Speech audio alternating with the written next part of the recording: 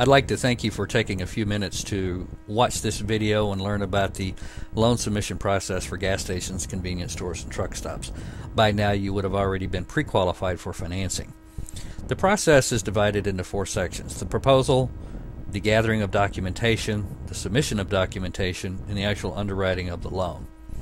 With regards to the proposal or the letter of intent, if you look at your letter of intent, or if you have a letter of intent, a couple things that we would like to bring your attention to. First of all, PetroMAC is not a direct lender. If you look on the website in our frequently asked questions or a couple other places there, it indicates that we're not a direct lender. You may or may not have access to some of our sources. Certainly SBA lenders you probably would have access to, but many of the other ultimate funders that we have would be either difficult to find or they would not deal directly with borrowers. A couple of things in the proposal. This is not an exclusive contract, meaning we do not tie borrowers into 30, 60, 180-day exclusive contracts. They are free to deal with other companies if they wish. There's no fee demand upon the commitment, meaning some companies will require you to pay their fee at the time that they obtain you a commitment letter, and should you decide to go with another route, you're still obligated to pay that. We do not do that. We also charge less than many companies that are engaged in the financing of petroleum properties. In regards also to the proposal or the LOI, you will notice in there that we will collect a small retainer. This retainer, this deposit, is based upon the amount of work that we feel that we'll have to do on this file. Obviously, some transactions require more work, such as construction transactions, or transactions where there's multiple financials to be looked at from companies that own multiple sites or multiple corporations. In addition to, when we collect the retainer, there are a couple things that you will find with us that you will not find anywhere else. One of the things that we do is we assist the borrower with the purchase agreement. We believe that a lot of people are overpaying for their site, so we will work with you with your commercial realtor, business broker, or with the ultimate seller. We'll also assist you with fuel suppliers and vendors to get the best possible contracts, and we'll also assist you with your strategic business planning.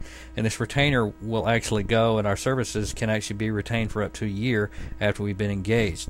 Simply by us assisting you with your purchase agreement, fuel supplier, and vendor agreements, this can save you tens or hundreds of thousands of dollars over the years.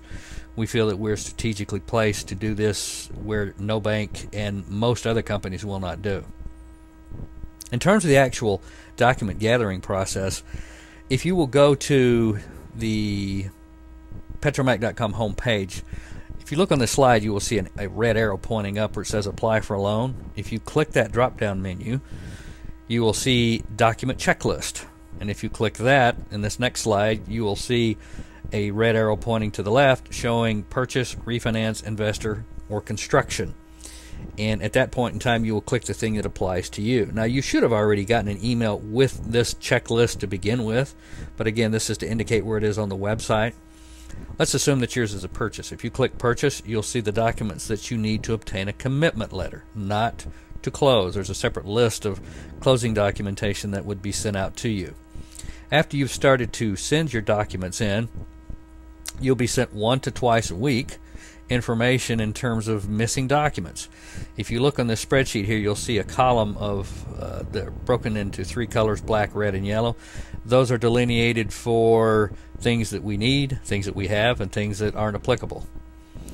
After you're starting to submit this, in terms of the actual submission process, once we have sufficient documentation to submit to underwriting, you'll see here in this next slide, we will load all the documents onto our Box.net account. There we will put them in a numerical sequence so that underwriter can find it easier and it will make more sense to the underwriter.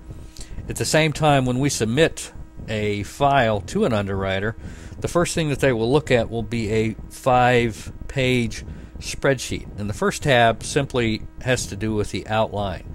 Name of the borrower, name of the company, how much the transaction's for, if it's a refinance, purchase, things like that. The next tab is an actual executive summary about the file. Small narrative in terms of what the borrower is trying to do. The next tab is about uses and proceeds, actually what the money's for. The next tab is the personal financial statement of the borrower, and the last tab is about the actual financials on the site and where we calculate debt service coverage and other indexes that an underwriter likes to look at. After the underwriter has started to look at the file, the ultimate lender or funder may or may not issue a proposal. Some places that we send business to, they will automatically start underwriting our transactions, and others will issue their own proposal. The ultimate lender or funder may or may not collect a deposit that is an addition to anything that we have done. And I'm not referring to a deposit to order appraisal environmental. They may or may not have their own processing fee, which could be anywhere from $1,000 to $2,500. The ultimate lender or funder will be the one that orders the appraisal, and they will also be the one that orders the environmental, although almost all sources that we deal with the companies that we deal with to order appraisals and environmental. The referring broker cannot order an appraisal, and the ultimate borrower cannot order the appraisal.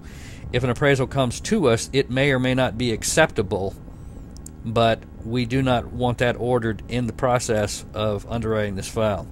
After looking at all the documentation, the ultimate lender will issue the commitment letter, and at that point in time, somewhere along the way, we received an email in terms of documentation that we would need for closing.